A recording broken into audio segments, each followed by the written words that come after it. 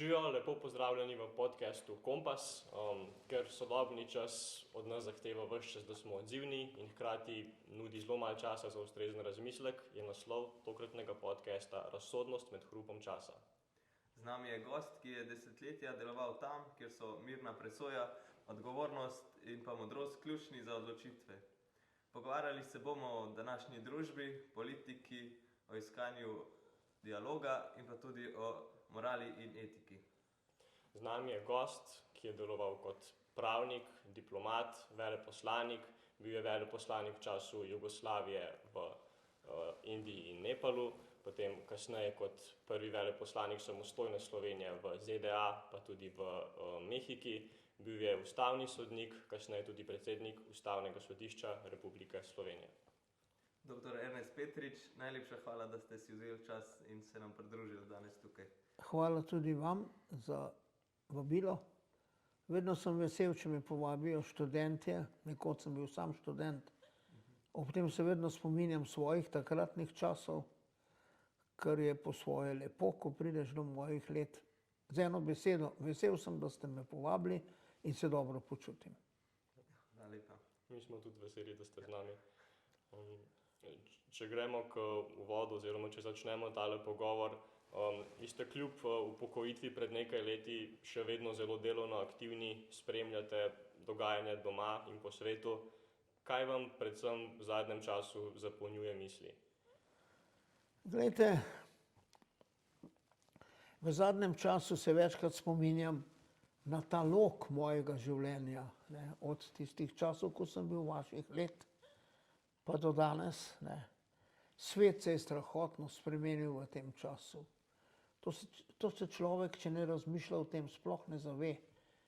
Takrat, ko sem jaz bil študent na univerzi, sem delal šoferski izpit. Delal sem ga še tako, da sem moral od spredaj avto s tistim heblom zagnati. V Ljubljani je še tramvaj vozil, pred Figovcem je stal policaj na podstalku, z roko dajal, kam, v katero smer lahko greš, v katero smeš. Ne. Telefon, praktično nobena privatna hiša ni imela telefona. Kaj šele mobitel? Čakal si leta in leta, da si dobil telefonsko številko. Jaz sem imel takrat nekega znanca v Beogradu, sva se večkrat slišala. Sem moral iti na pošto, 3-4 ure sem čakal, da sem dobil zvezo.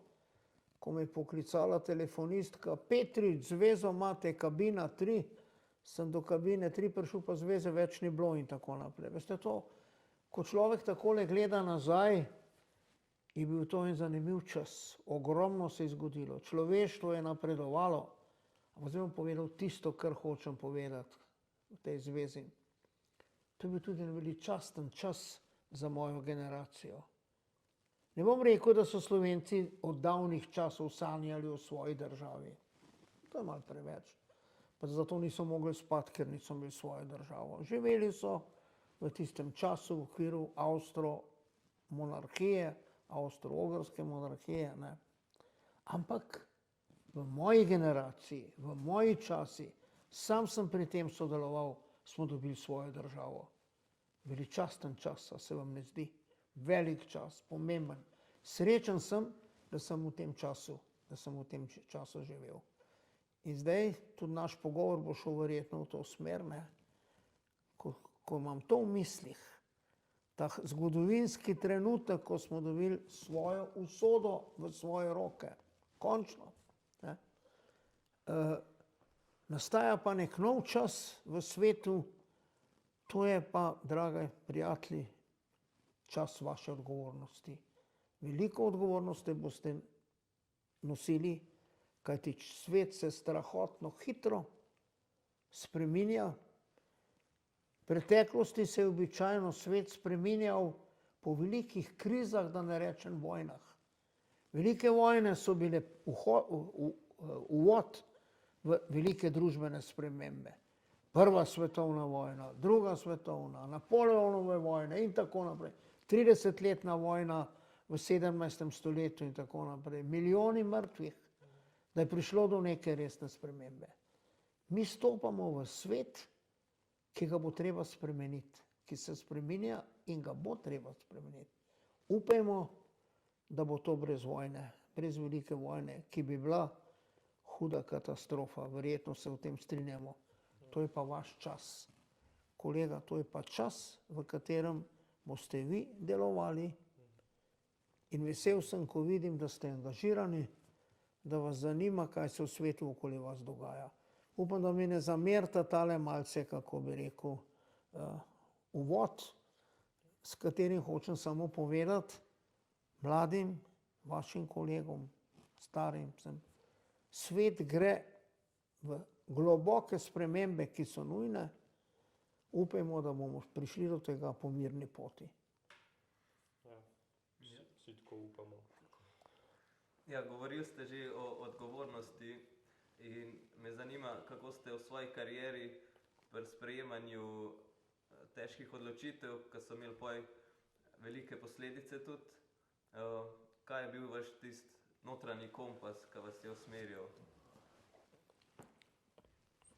Glejte, že od doma sem se nekako naučil, to mi je oče nekako, ne s tem, da bi mi to ubijal v glavo, ampak z vzgledom, mi je nekako rekel, sine, razmišljaj s svojo glavo, ravnaj tako, kot misliš, da je prav, zavedaj se pa hkrati tudi, da mogoče nimaš ti prav, da ima oni drugi prav, ker to zahteva neko toleranco, neko medsebojno spoštovanje, neko razumevanje, da smo ljudje različni. Navsezadnje, da je tudi demokracija, to je zlasti v zadnjih desetletjih važno, ni to neka družba, ki je enotna. Enotni so v Severni Koreji, pa še tam ne vem, koliko je te enotnosti v resnici, ne. Bistvo demokracije je različnost. Medsebojno sobivanje različnosti. Po nekem redu, ki si ga sami postavijo. Tako da nekako v tem vzdušju, po potrebi dialoga, po spoštovanju različnosti in tako naprej, mislim, da lahko rečem, da je to nekakšno pomemben, bistveni del mene samega. In tako sem nekako v življenju vedno pravzaprav, tudi ko sem težil k spremembam in sem to tudi povedal in to tudi pokazal, ampak vedno z neko rezervo, presneta reč, morda pa nimam prav. Morda pa nimam prav. Ne. Morda pa tisto, za kar se jaz zavzemam, ni tisto pravo. To me je nekako lajšalo, da sem preživljal tudi neka krizna obdobja, ko sem sam sebe spraševal, kaj sem in kam hočem iti. Še zadnje, neko veliko vodilo, ne vem zakaj. Še ko sem bil otrok, sva s teto šla v cerkev k maši, ne. Pa ko so zadonele orgle pa pevci, sem jaz začel videti tako nekako sliko slovenskih vitezov, karantanskih vitezov, ki se borijo za našo stvar in tako naprej. In tako, kako naj rečem, usoda slovenskega naroda je nekaj, kar mi je dajalo pravzaprav vedno življenjsko energijo, voljo in to me še danes navaja k temu, da mi ni vseeno, kaj je slovensko državo. Še vedno nosim odgovornost za to in to je eden od razlogov, ker ste vi rekli, da sem v 90. letu da sem še vedno aktiven in ravno na teh vprašanjih in me zdaj zelo zanima, kako bomo v tem spreminjajočem se svetu peljali našo državo, da bo to res država, prava država, ne neka čudna folklorna združščina, prava država, moderna, z vsem tistim, kar moderni državi gre. Omenjali ste vašega očeta, pa kako vas je vzgajal. A se vam zdi, da so se te temeljne vrednote v času, ko ste bili vi vzgajani, v vašem času, kaj premaknile do danes, spremenile? Jaz mislim, da se je marsikaj spremenilo. Ko me takole vprašujete, prvo bom rekel, čisto je bil, kar se vrednot tiče, vendarle nek stabilen svet. Približno nekako vedeli smo, ali pa vsaj mislili smo, da vemo, kaj je prav in kaj je narobe. Čeprav smo mogoče v določenih stvareh mislili čisto narobe, ampak nekako bili smo nekako sigurni vase. Danes verjetno se boste strinjali z menoj, da je vse močno relativizirano. Kaj je prav, kaj je narobe? Mladi, težje so vaše odločitve, kot so bile mogoče takrat v času moje mladosti. Ne? Takrat smo nekako živeli tudi z nekim optimizmom. Ne zaradi režima. Režim je bil težek. Spomnim se, na lastne oči sem videl, z očetom sva bila v Kranju, ko so obesili, mislim, da je bilo 42 leta, 6 let sem bil star, ostalo mi je v spominu. Ich bin ein Bandite, sem bandit, je imel napisano. Spominjam se cele vrste grdih stvari, ki so se takrat dogajale. Videl sem mojega najboljšega prijateljčka v otroških letih. Slučajno so bili to bolj nemška družina, v Tržiču je živelo tudi nekaj Nemcev, Engelsberger so se pisali. Ne.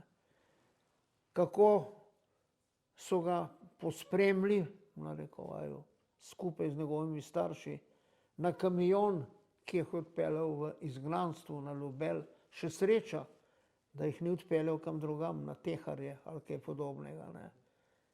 V naši hiši se je včasih dogajalo, da so isti dan, dopoldan nemška patrola, nemških policistov, popoldan domobranci iz Kovorja, po noči pa partizani bili v naši hiši. Ne me zdaj vprašati, kjerga smo se najbolj bali, ker me boste s tem spravili v zadrego. Ampak bali smo se po svoje vseh. Ne. Ampak v tistem času nam je bilo na nek način lažje. In potem je prišla pa zmaga v drugi svetovni vojni. To smo vsi nekako čutili, zlasti mladi ljudje. Mi nismo vedeli, kaj se dogaja na Kočevskem rogu, kaj se dogaja v Teharjih. Ko smo potem nagnali še Stalina, tam, Informbiro, v 50-ih letih, ko so se začele meje odpirati, ko je padel režim, ko je imela tako rekoč absolutno oblast Udba, Ranković in tako naprej, famozni, še danes se spomnim, 4. brionski plenum, ne, ko se je ta moč tajne policije nekako zlomila, ko so stvari začele postajati vendarle malce bolj pravne.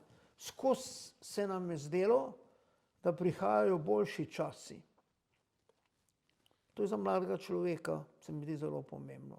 Nisem siguren, če imate vi ta občutek, da prihajajo boljši časi. Prihajajo drugačni časi, mogoče večji izzivi, ampak ko smo bili mladi, tudi materialno je bilo vsega več. Šli smo lahko v tujino, kupili smo lahko tudi tuje stvari. Star sem bil ne vem koliko, mogoče 12-13 let, ko sem prvič videl banano in tako naprej. Ne. Ampak perspektiva je bila zanimiva in odprta. Včasih se vprašam, koliko razumem to, vašo generacijo, koliko vas razumem, vaše probleme, vaše soočanje z stvarnostjo, ki pravzaprav, ja, imate mobilne telefone, včeraj jih nismo imeli, imate uno, tretje, deseto, potujete po svetu, ampak presneta reč, nek optimizem, nek občutek, da bo vedno bolje, ne samo v materialnem smislu, vedno več pravičnosti, vedno več svobode in tako naprej. Mogoče so te vaši problemi večji, kot so bili problemi moje generacije v tem posebnem izseku, če tako rečem. No, mogoče sem se malo preveč razgovoril, se oproščam. Torej, bi rekel, kolikor so bili vseeno težki pogoji, materialno in tako, je še vedno bil nek optimizem, a ne, ki ga mogoče danes ni toliko. A veste, bil je problem nekako ta moja generacija, za sebe govorim. Čutili smo, da je nekaj narobe. To sem tudi lahko iz svojega očeta, ki je bil sicer v partizanih, ne prav dolg časa, ne, pa bil je. Nazadnje se je odločil, treba se je bilo odločiti, gremo sem, gremo tja. Ne. Ampak bil je pol po osvoboditvi tam 47. leta zaprt, 9 mesecev na prisilnem delu na Kočevskem in tako, ne. Tako čutili smo, da marsikaj ni v redu, da marsikaj ni narobe.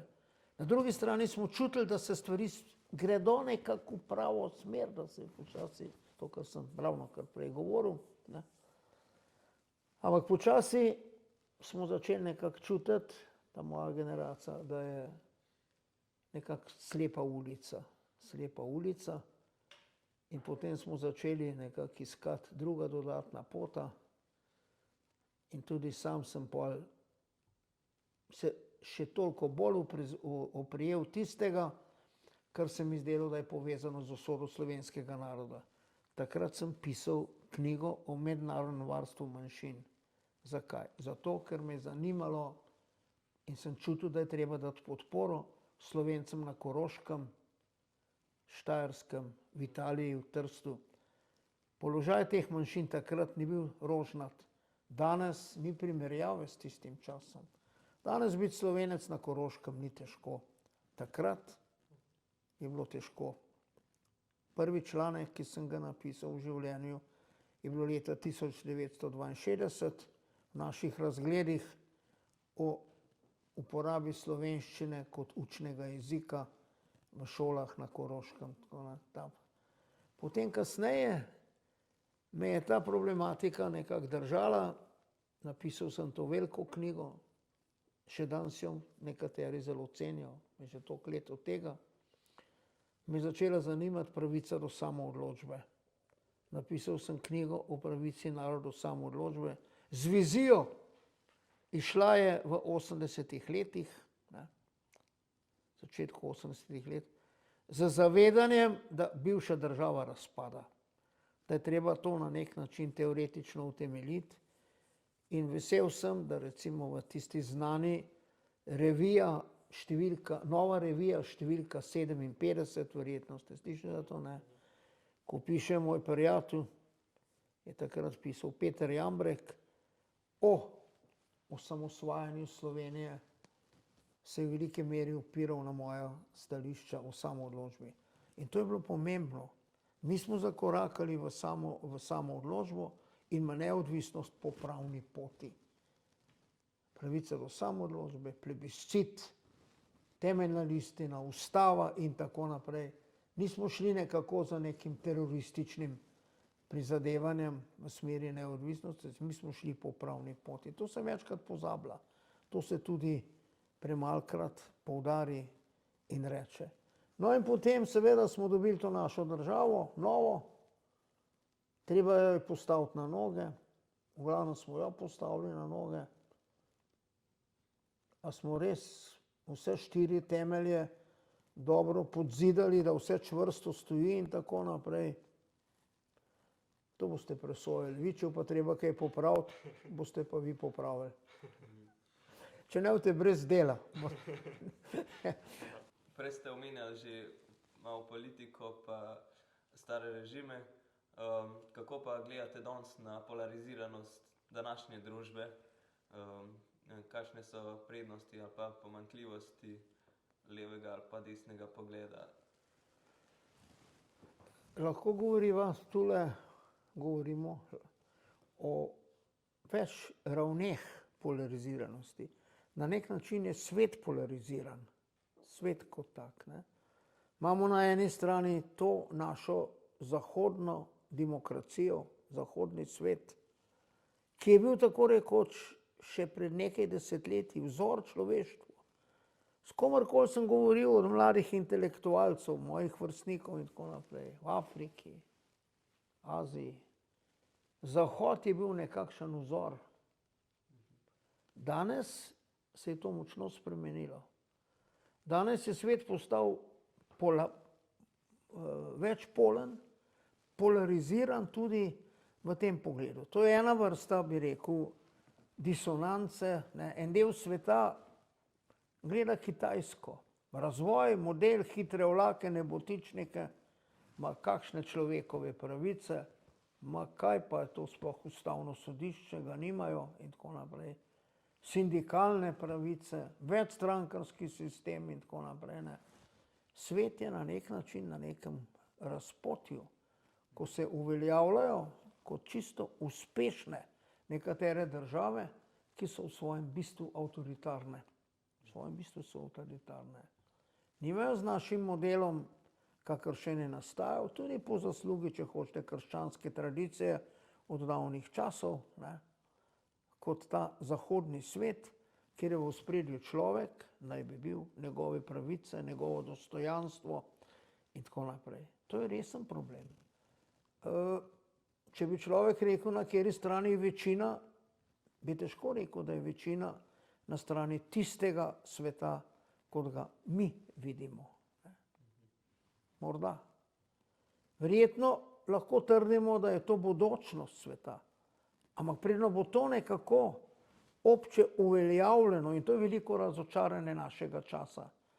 Tam po padcu Berlinskega zidu se je razumelo, zdaj bo šel pa cel svet v smeri demokracije, Kitajska bojo bogateli, bojo liberalni, Rusija se bo, tako del zahodnega sveta, bo demokracija in tako naprej. Jok, to se ni zgodilo. Danes imamo neko drugo dejstvo, da pravzaprav družbe, ki so v veliki meri avtoritarno urejene, ne bom rekel, da so to neke zločinske diktature, daleč od tega, ampak so pa v bistvu avtoritarne, nimajo niti tudi političnega pluralizma, ni volitev, pravih volitev, na Kitajskem jih sploh ni, ruske so take, kakršne pač so, ne, stranke v parlamentu in tako naprej. Ampak to je danes, tako rekoč, desetletja nazaj je bil to naš svet, tisti svetilnik, ki je žarčil dobro in napredno. Danes za velik del sveta to ni več zanimivo, ali pa to na tak način ni zanimivo. Velik izziv. Potem pa recimo, ne vem, a ste imeli tudi to v mislu, ne, imamo mi razklanost v različnih družbah. Amerika je razklana bolj kot od tistih časov, ko so se potem zapletli v državljansko vojno, odprava suženjstva, Abraham Lincoln, tako naprej, ne, ameriška državljanska vojna velika, ne, v drugi polovici 18. stoletja. Ne. Imate potem tudi dogajanja v raznih drugih državah, kot je naša, in za nas to je neko vprašanje, ta naša notranja razdvojenost, ki je posledica naše preteklosti, posledica tudi strahotnih, grdih stvari, ki so se dogajale v času mojega otroštva, ne, 45 in kasneje. Ne. Del časa, za katerega na nek način moja generacija nosi odgovornost. In nismo to uspeli zaenkrat razrešiti. Še vedno nas to bremeni, to, čemu rečemo, problem naše sprave. Ta naša notranja razklanost. To je tudi gotovo eno pomembno vprašanje, ki nas bremeni.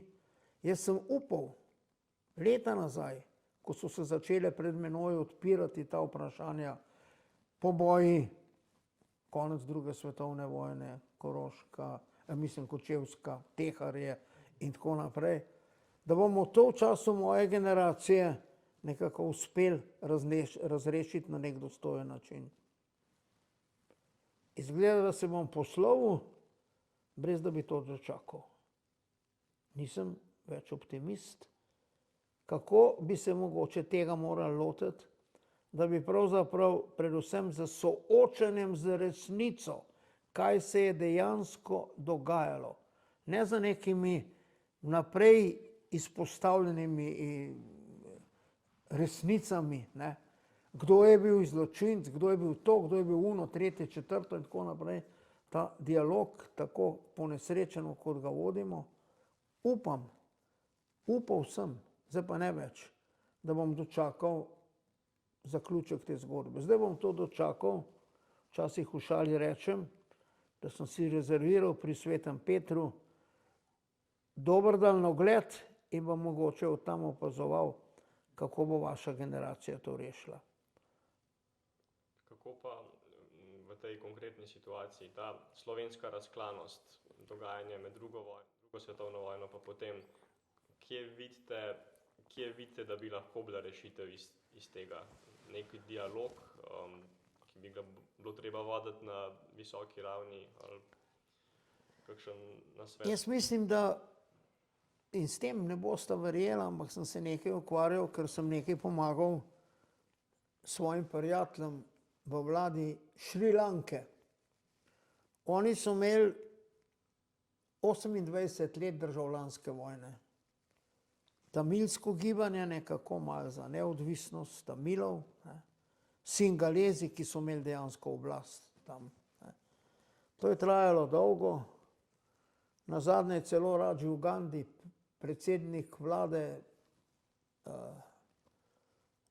Indije, padel kot žrtev atentata v tem kontekstu.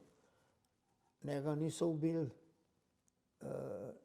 neka struja v Indiji, ampak v zvezi s Šrilanko je on padel.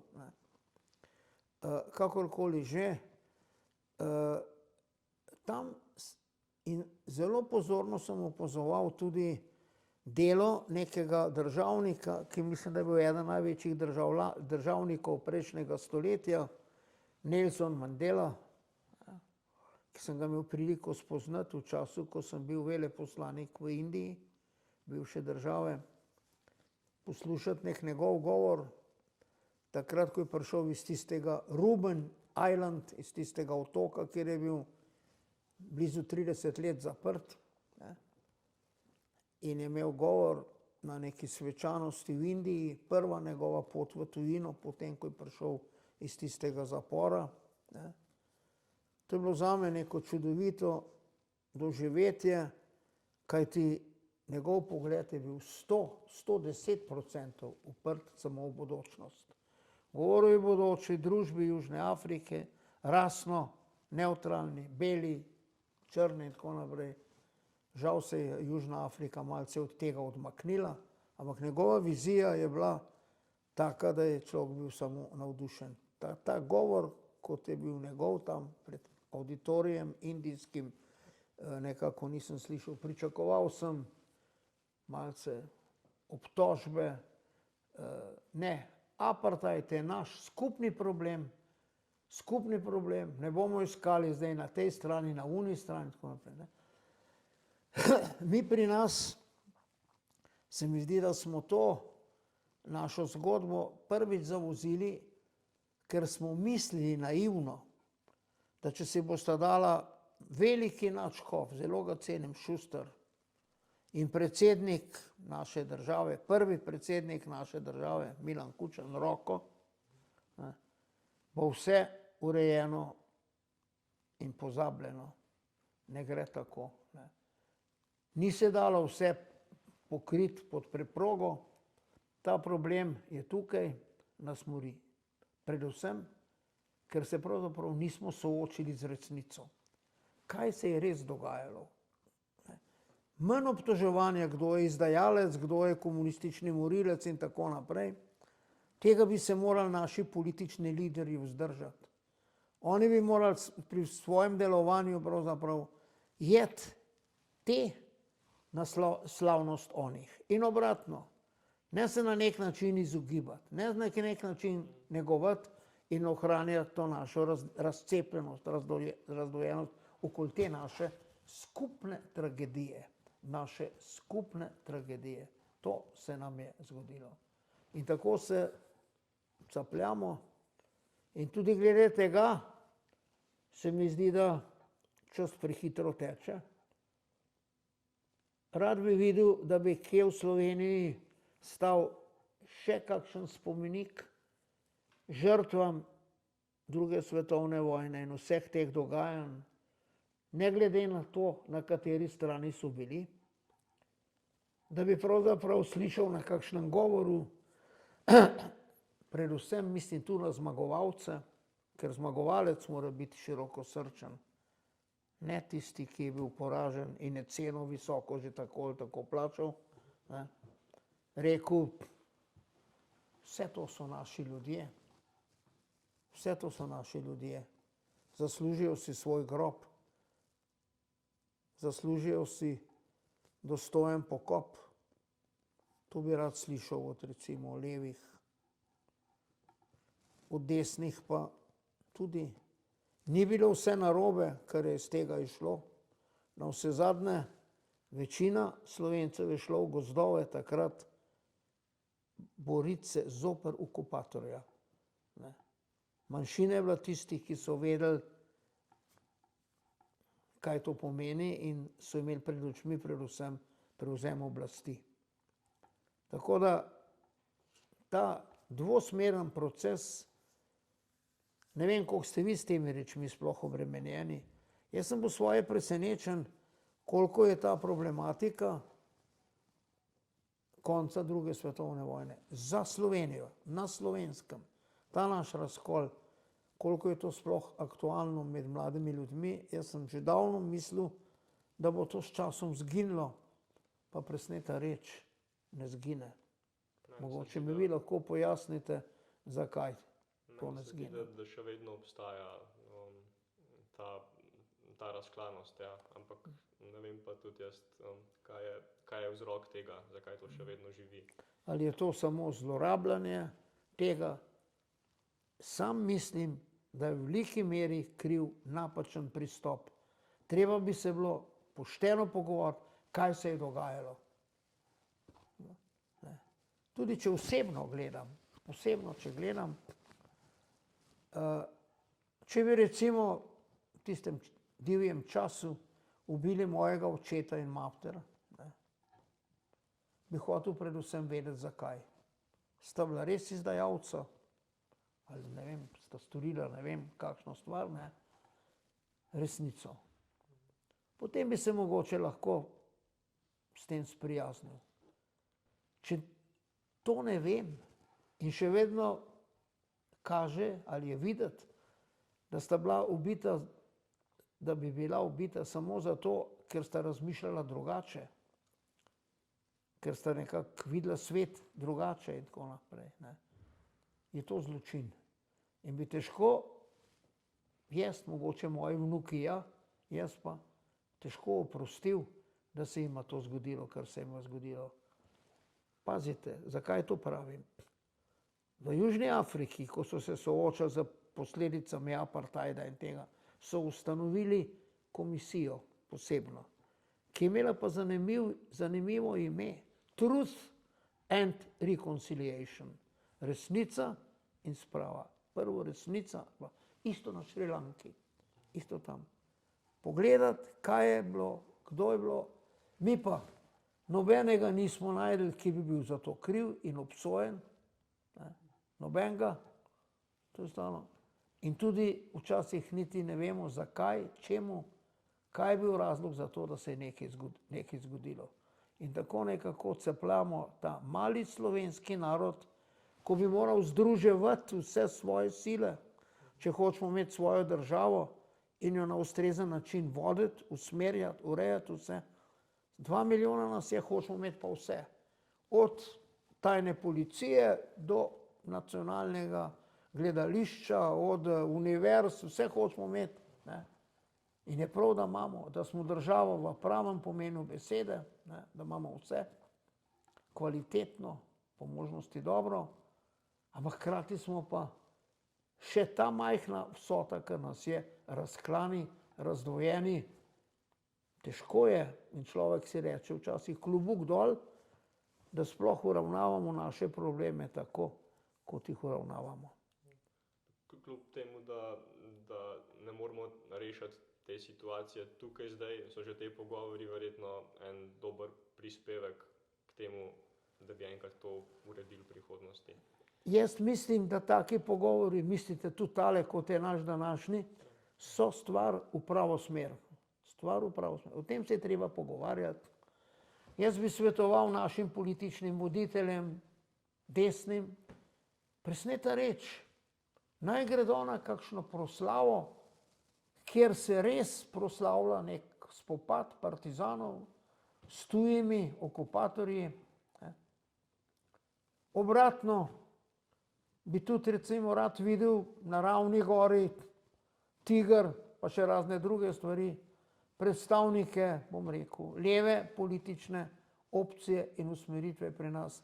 Rad bi videl neko zavestno delovanje, namesto da skušamo razumeti, kaj se je dogajalo. Jaz se spomnim, kako je moj oče odhajal v partizane.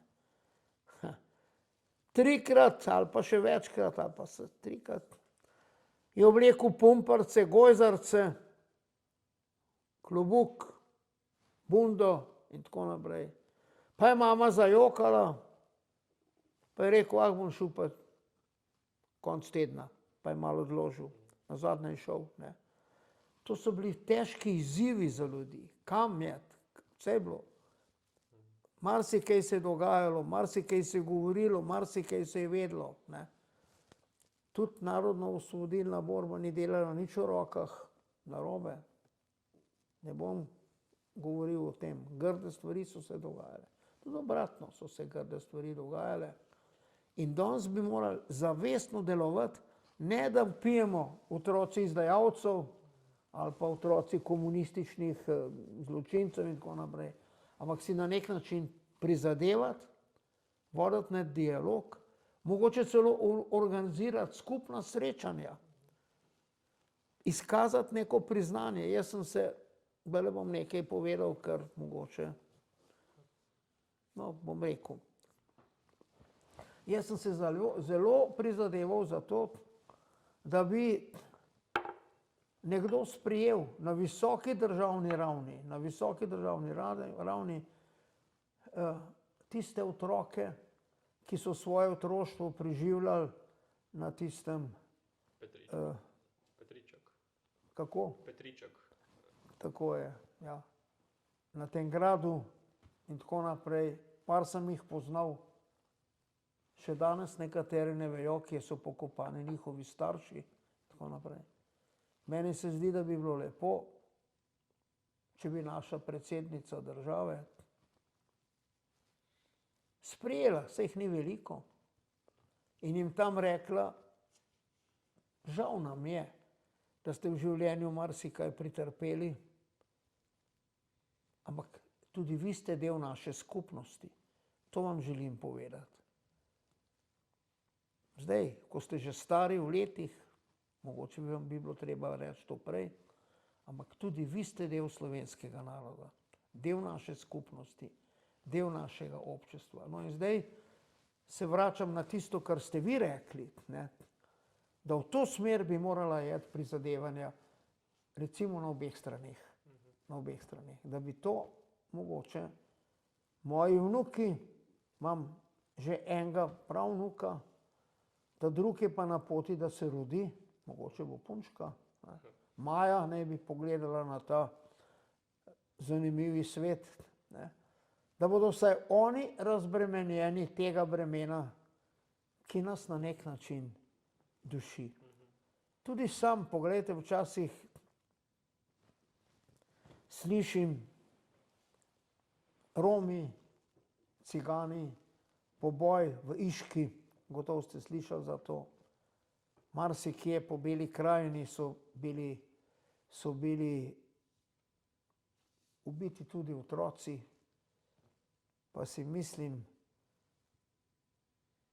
ali si res ne zaslužijo, da so njihove kosti ne spravljene v nekem skladišču, ampak pokopane na nekem grobu. Zdaj nas je zaneslo v to težko problematiko, ki upam, da vašo generacijo ne bremeni preveč. Ja, vsekakor najbrž dobro, da smo odprli to temo, ne, ker tako, kakor ste rekli, ne, dialog je najbrž na koncu rešitev v tem. Prej ste omenjali, kako so bili ljudje zmedeni, ne, tekom druge svetovne vojne, pa bi to rad navezal na danes, ker živimo v svetu, kjer je res veliko informacij, cela poplava z informacijami, kako ohraniti kritično mišljenje, kako biti objektiven.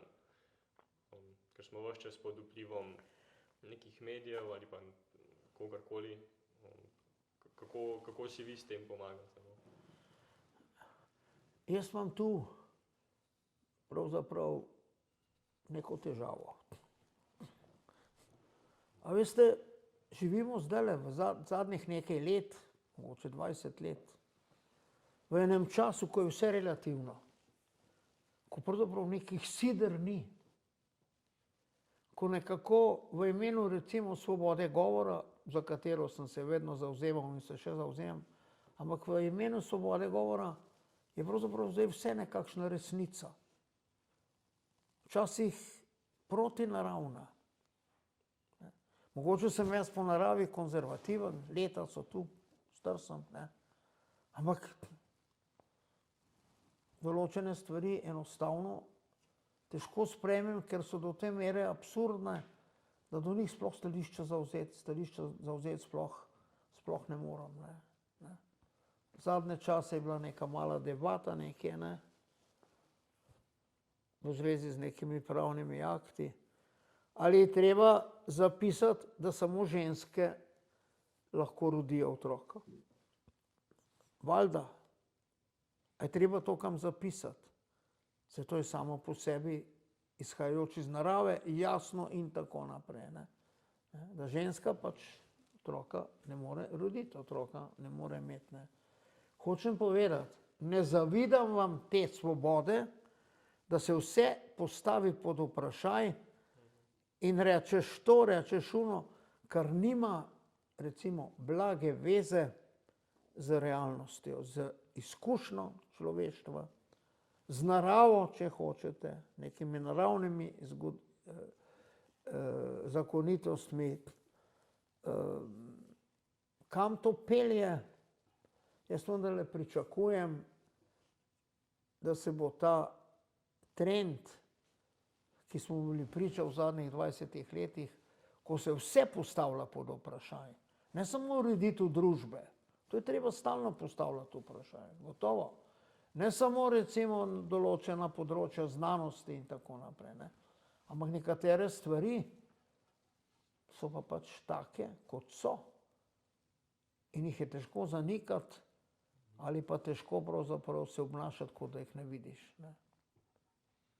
Ja, pa vas pri vseh teh letih izkušenj z delom z ljudmi in po svetu, vas še zmeraj kakšne stvari presenetijo glede vedenja ljudi? To me preseneča, o čemer sem ravnokar govoril. Ta relativizacija vsega. Vse je relativno. Vse je lahko tudi na nek način res ali pa ni res. Ne, določene stvari so objektivno dane, od narave, od naše človeške izkušnje, ki seže daleč nazaj, ne. Verjetno je ta razvoj v smislu Darwina in človečenje človeka in tako naprej neka znanstveno tudi sprejemljiva in utrjena pot, ne. Ampak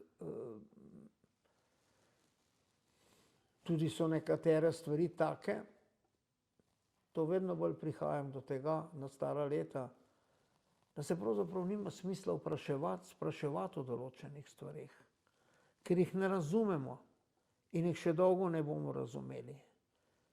Na ta način sem jaz pravzaprav postavil vzpostavil nek svoj odnos do vprašanja, bi rekel, sveta. Ne verjamem, da je pot do Boga, do nečesa višjega, ne. Pot, da sedim v prvi vrsti na kakšni svečanosti in tako naprej, ampak da na nek način tisto, kar naj bi bilo božanskega, nosim v sebi. To moram negovati, to je tisto pravo. Del tega je tudi toleranca do tistega, ki vidi božansko na mogoče drugačen način kot jaz. Ni moja resnica edina zveličavna. Tako da določene stvari, ki so me zanimale, ki sem se vanje poglabljal, ampak pa sem ugotovil, da se je ta vprašanje zastavljal tudi Einstein, pa ni nanje našel odgovora, pa je na vse zadnje rekel, saj ni treba vse racionalno razumeti. Saj so določene stvari, ki jih ne razumemo, mogoče jih bojo razumeli čez 10, 30, ne vem, 1000 let, ali pa nikoli, ker so take, da so na nek način izven našega vsakodnevnega razumevanja. Ne. Tako sem tudi svoje, kako bi rekel, probleme, ki sem jih imel s tem, rad grem k polnočnici, verjamem v pozitivno vlogo vere, vera ljudem pomaga, to mi je oče rekel. To, da verjameš v nekaj višjega, ti pomaga, da si boljši človek. Ne, to je ne, v tem ni dvoma. Ne. In rekel tudi v partizanih, najbolj grobi, surovi so bili tisti, ki pravzaprav niso imeli teh zadržkov, ki ti jih postavlja, če hočete, Mojzesovih 10 zapovedi. Ne. In v to verjamem. Ne. Tako da ta vprašanja so gotovo zanimiva, ampak zdaj govorim o stvareh, ko lahko ustvarim več zmote, kot pa jasnost in razumevanja. Zato sem na tej točki ustavil. A se vam zdi, da je, ko smo že pri teh stvarih, da je neka objektivna resnica nekaj, kar obstaja že nasplošno in jo mi odkrivamo, ali je nekaj, kar jo glede na okvir družbeni, glede na časovni okvir lahko na novo definiramo? A je neka rdeča nit, neka objektivna resnica, ki obstaja ves čas? Gotovo človeško znanje se razvija od davnih časov, ne, ko nismo vedeli nič, nismo znali pisati, če govorili smo komaj znali par besed. Ne. Gotovo je tu nekaj objektivnega. Ampak neka ambicija, da bomo razumeli stvari zelo daleč. Recimo, 2 primera bom navedel. Recimo, en primer je hipotetičen.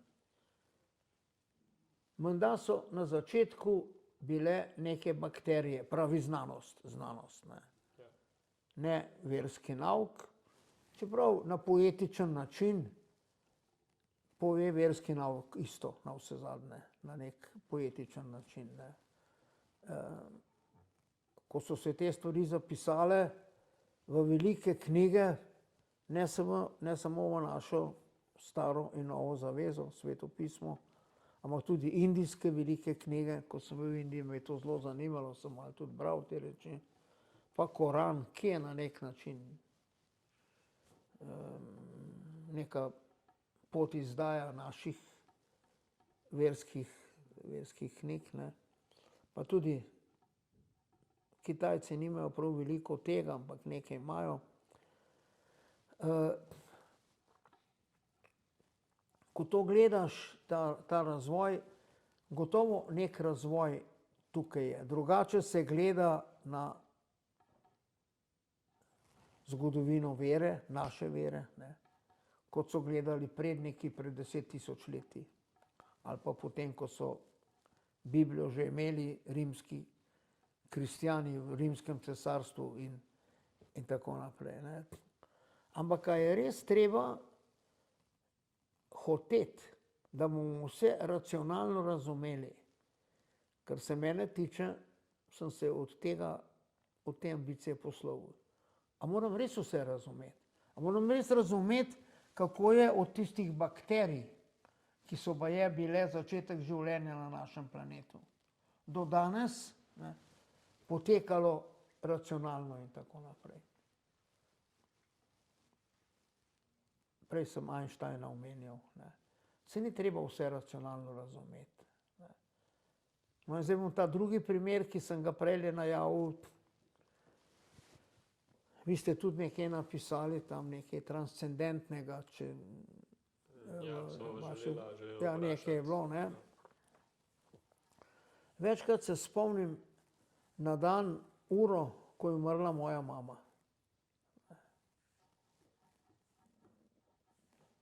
Takrat se je nekaj zgodilo, kar ne razumem, čeprav je mogoče zelo lahko slučaj, ampak dvomim, da slučaj.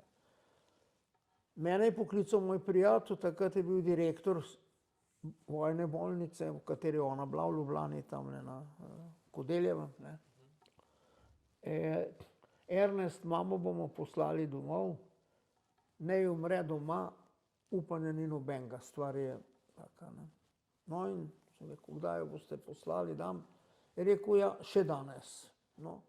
Jaz sem takrat bil član slovenske vlade, sem imel veliko dela, ampak sem se pol zmenil z enim, ker sem se moral še nekaj dogovoriti točno ob 4, da se dobiva v kavarni Evropa, tam zraven nasprot Figovca. In da grem pol od tam naprej domov. Tale zdravnik mi je rekel, Ernest, ne gre za mesece, gre za tedne, mogoče samo za dneve. Ne. No in tam čakam, da bo ta prišel, gledam na uro, živčen, ura je 5 do 4, njega še ni. Naročil sem si pa eno pecivo, kremšnite, ki jih je mama naredila vedno, kadar sem dan prišel, ker sem jih imel zelo rad in ona je to, če sem jaz prišel dan iz Ljubljane, so me čakale kremšnite. Naročim, čakam, prinese tiste kremšnite, ura je morala biti okoli 4, 4 minuto čez. Hočem, ne morem dati tisto kremšnito v usta, ne morem. Ne morem. Če bi mi nekdo s pištolo stal tam, ne morem. Pa porinem tisto preč. V tistem trenutku zagledam tega človeka, s katerim sem bil ob 4 zmenjen, je minuto, 2 zamudil, se hitro zmenjava, se usedem v avto, se peljem dam v Tržič.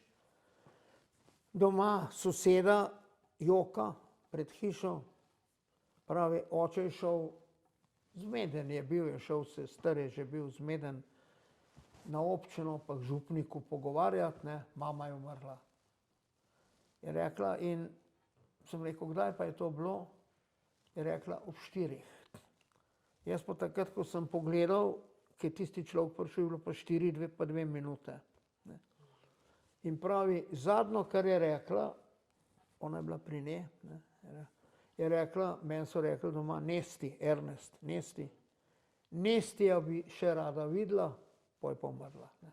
To se je dogajalo v tistem nekem določenem trenutku. Zdaj, nekdo reče, to je vse skupaj en slučaj, ampak jaz puščam odprta vrata, da so vendarle številne stvari transcendentne, ki jih ne razumemo in mogoče je prav, da jih ne razumemo in mogoče jih nikoli ne bomo razumeli. Ne. Ampak, da se vrnem zdaj k izhodišču, vera, to pa pravim zato, ker tle pri nas so bili nekateri zelo razburjeni, ne vem, če ste opazili, jaz sem tudi v tej tako imenovani evtanaziji oziroma pomoči pri prostovoljnem odhodu na drugi svet, ne. Nekaj se angažiral, ker sem hotel to negativno, nesprejemljivo stvar pomagati zaustaviti in smo jo zaenkrat vsaj zastavili. Ne.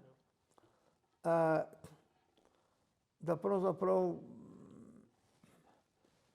ni nujno, da nekako vse razumemo, ne, da vse vemo, ampak določene stvari so in to razmerje, življenje, smrt, v vseh vidikih, evtanazija, samomor in tako naprej, so neke stvari, ki so strašno občutljive in pravzaprav ne vidim potrebo po kakšnih državnih komisijah, ki bi jo obravnavale, sprejele sklepe, mogoče bo še njihovo delo problematično zaradi zvez in poznanstva, majhna je Slovenija in tako naprej. Pustimo nekatere stvari v neki misteriji, ki jo ne razumemo in ne poskušamo razumeti.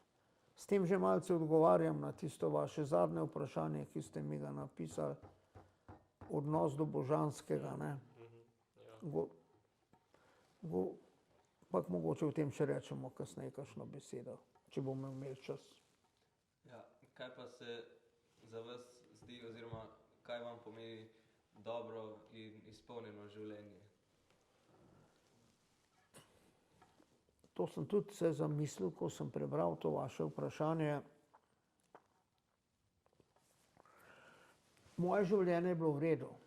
Zadovoljen sem z mojim življenjem. Bil sem zdrav. To se pravi, če si varen pred tem, da ti neka bolezen uničuje življenje, mogoče že od mladosti naprej, to mi je bilo prihranjeno. Ampak še nekaj drugega, kar je enako ali pa še bolj pomembno, imel sem to priložnost, da sem v življenju v bistvu vedno delal tisto, kar me je veselilo. Imel sem možnost študirati tisto, kar sem hotel študirati. Pazite, ko sem bil študent prava, sem imel štipendijo Republiškega državnega tožilstva takrat, v 50 letih. Leta 55 sem vpisal na univerzo, na pravno fakulteto. Ampak takrat sem se kot študent prava, sem nekaj izvedel o Dachauskih procesih, gotovo ste slišali kdaj o tem, na Godetovem procesu, vsem tem stvarem, ki so se takrat dogajale. In sem ugotovil, da tožilec v takem pravosodju, kot je takrat bilo, ne bo mogel biti. Sem rekel očetu, ata, jaz bom štipendijo vrnil. Je rekel, če misliš, da je tako prav, jo vrn. In sem jo vrnil. In sem tako potem postal ne na tožilstvu, ne v pravosodju, ampak na nekem področju prava, ki je bilo pravzaprav nekako odmaknjeno od vseh tistih zlorab, ki so se s pravom takrat dogajale, mednarodno pravo. To je bilo nekako mirno varno, varstvo manjšin, tu sem začel, mednarodno pravo, profesor mednarodnega prava danes sem bil tudi 3 mandate član International Law Commission, ki je centralni organ mednarodne skupnosti za razvoj mednarodnega prava. Tudi predsedoval sem tej komisiji, nekakšno lahko rekel, obsežna kariera na nekem pravnem področju. Ampak takrat sem ugotovil, da če bom tožilec, bom verjetno izpostavljen hudim izzivom, počenjati bom moral stvari, ki jih mogoče ne bom hotel. Tako je bilo takrat. Spremljal sem malo te procese, ko so ljudje priznavali, celo enega mlajšega človeka sem dobro poznal, ki je dal to skozi.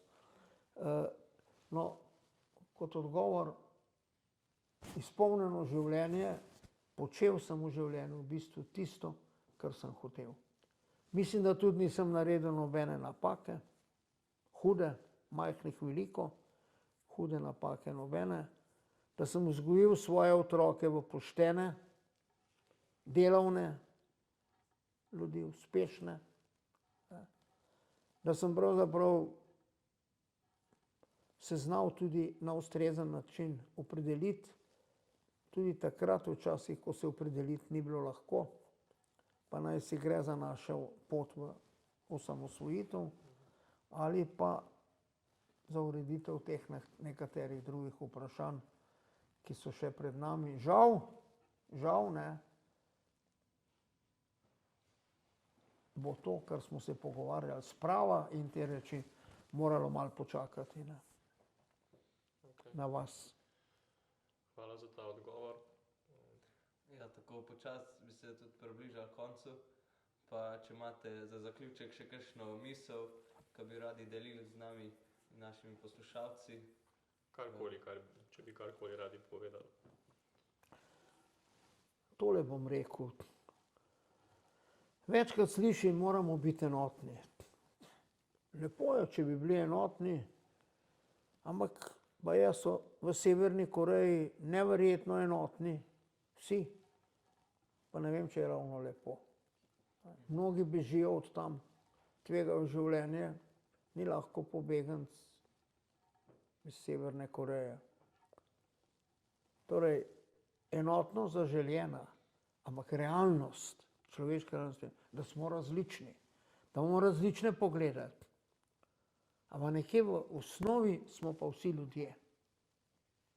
In zato to resničnost je treba razumeti kot pot do najboljših rešitev.